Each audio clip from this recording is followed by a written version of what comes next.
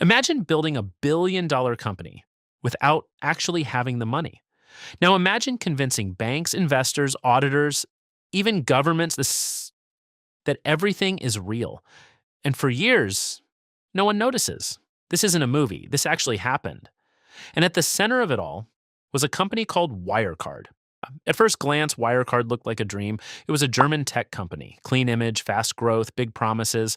They said they handled digital payments, like the invisible system behind online shopping. You buy something online, click pay. And somehow your money moves from your account to the seller. Wirecard claimed they were one of the companies making that happen. Simple, invisible, powerful. And because payments were growing fast, Wirecard grew fast too, very fast. Their stock price exploded. Investors poured in money. Big institutions trusted them. At one point, Wirecard was worth more than some of Germany's oldest banks. Think about that. A relatively young company. Suddenly more valuable than giants that had existed for over 100 years.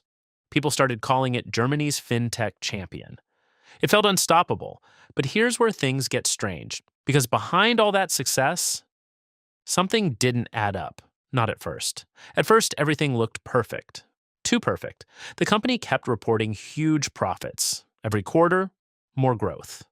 More revenue, more success. It was like a kid telling you they got 100% on every single test. Forever. You'd start to wonder, is that even possible? Some people did wonder. A few journalists started asking questions. They noticed something odd. A big chunk of Wirecard's profits didn't come from Europe or the US or big obvious markets. Instead, a lot of money supposedly came from places like the Philippines, Dubai, and other regions where things were harder to verify. Wirecard claimed they worked with third-party partners there. Basically, other companies that handled payments on their behalf. And these partners, according to Wirecard, were making them a lot of money. Billions. But there was a problem. No one could clearly see these partners. No one could fully verify them. It was like someone telling you they have a business partner, but you never meet them. Never see proof. Just trust they exist. Still, most people ignored it because the numbers looked good, and when numbers look good, people want to believe. But then, the cracks started to show. Journalists from the Financial Times began digging deeper. They didn't just ask questions, they followed the money. And what they found didn't make sense. They discovered documents that looked suspicious, emails that hinted at manipulation, accounts that didn't match reality. It was like pulling on a loose thread and realizing the whole sweater might fall apart. Wirecard reacted aggressively. Instead of calmly explaining things, they fought back. They accused the journalists of lying. They even claimed there was a conspiracy to bring the company down. Imagine someone accusing you of cheating, and instead of showing proof you're innocent, you attack them. That's what it looked like. And surprisingly, it worked. At least for a while. Authorities didn't go after Wirecard. They went after the journalists. Yes, the people asking questions were investigated. Wirecard kept growing. The stock price kept rising. Investors kept believing. It felt like the company was untouchable, but underneath, the pressure was building. Because the deeper people looked, the stranger things became. Wirecard said they had massive amounts of cash sitting in bank accounts overseas. Billions of euros. This cash was important. It was proof that the company was profitable, proof that all those reported earnings were real. Without that cash, the story would fall apart. So naturally, people wanted to see it. Show us the money. That's all they had to do. Show the bank accounts. Simple. But somehow, it wasn't simple. The money was supposedly held in 2 banks in the Philippines, and when auditors tried to confirm it, things got weird. Documents didn't match, signatures looked off, confirmations were delayed, excuses kept appearing. It was like asking someone to show you their wallet. And they keep saying, I left it at home. No, wait. At some point, you stop believing. And that's exactly what started to happen. The pressure reached a breaking point. Auditors demanded real proof, not stories, not documents, actual confirmation from the banks. And finally, the truth came out. The banks in the Philippines said something shocking. They said, the money didn't exist. not partially missing, not delayed, completely non existent.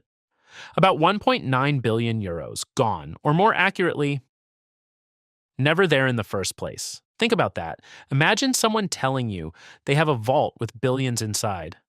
And when you open it, it's empty. That's what happened. In a single moment, the entire illusion collapsed. Wirecard admitted it. They said the money was probably fake. Probably. Even then, they weren't fully clear. But it didn't matter anymore. The damage was done. The stock price crashed, not slowly, violently.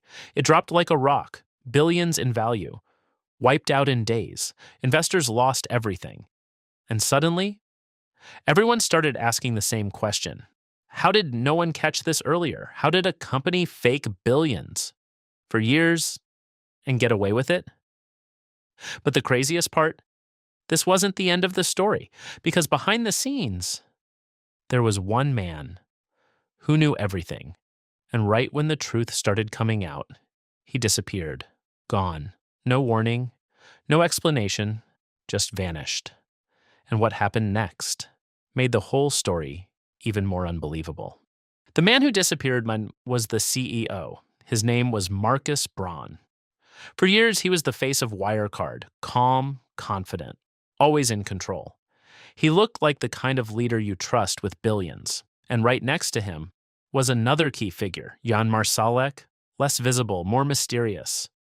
If Braun was the public face, Marsalek was the shadow behind the scenes. He handled operations, deals, the complex stuff no one really understood. And that's where things get interesting.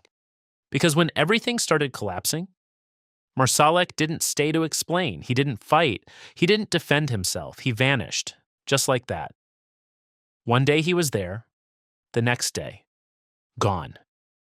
Imagine your company is on fire, and one of the main people responsible just walks out the door and disappears. That's exactly what happened.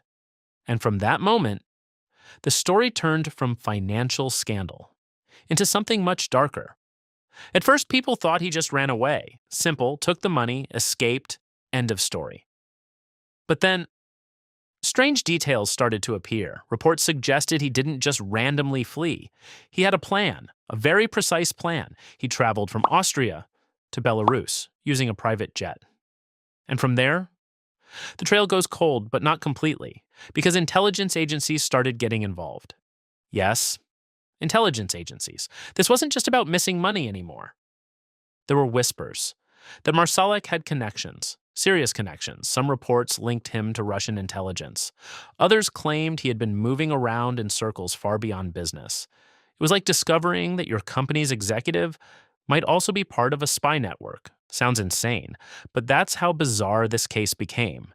And while Marsalek disappeared into the shadows, back in Germany, everything was falling apart. Markus Braun was arrested. The company filed for insolvency. Wirecard, the fintech champion, collapsed completely, gone. Employees lost their jobs. Investors lost billions. Trust destroyed. But here's the question that kept everyone awake. How did this go on for so long? How did auditors, regulators, like investors, miss something this big? To understand that, you need to think of it like a magic trick, a really good one. When a magician performs, they don't hide everything. They distract you. They show you something shiny, so you stop looking at what matters. Wirecard did the same thing. They showed growth. Big numbers, exciting stories about the future of payments, and while everyone was looking at that, they quietly built a fake reality behind the scenes. Those third-party partners, many of them were either exaggerated or didn't function the way Wirecard claimed. The profits, often just numbers on paper, not real cash. And that missing $1.9 billion? It was like the final piece of the illusion. As long as that money existed, the whole story held together. But once people asked to actually see it, everything broke. Here's the twist. Some people did try to expose it early. Remember the journalists? They weren't wrong. They were just ignored. Even worse, they were attacked. Regulators didn't protect them. They protected the company. Why? Because Wirecard had become too important, Too big, too symbolic. Germany wanted a tech success story, a champion to compete with Silicon Valley, and Wirecard fit that role perfectly. So people believed, even when the warning signs were there. This is something you see again and again in financial scandals. When a story is too good, people don't want to question it. They want it to be true. And that desire can blind even the smartest investors. But the story doesn't end there, because after the collapse, investigators started digging deeper, and what they found was even more shocking. Wirecard wasn't just faking numbers. They had built a system designed to deceive. Fake contracts, fake customers, fake revenue streams. It wasn't one mistake. It was a machine, carefully constructed over years. Think of it like building a fake house. From the outside, it looks real. Walls, windows, doors. But inside, it's empty. No foundation, no structure, just a shell. That was Wirecard. And the people inside knew exactly what they were doing, or at least some of them did. Because here's another twist. Not everyone in the company was in on it. Some employees genuinely believed everything was real. They were working hard, building something they thought mattered, only to find out it was all an illusion. Imagine dedicating years of your life to something, and then realizing it never truly existed. That's the human cost of stories like this. But let's go back to Marsalek, because his disappearance is still one of the biggest mysteries. Years later, he's still missing. No confirmed location, no arrest, nothing. It's like he stepped out of the world. And that raises a chilling question. How much did he know? And more importantly, who helped him disappear? Because escaping like that isn't easy, especially when the entire world is looking for you. Some believe he's hiding in Russia. Others think he's under protection. No one knows for sure.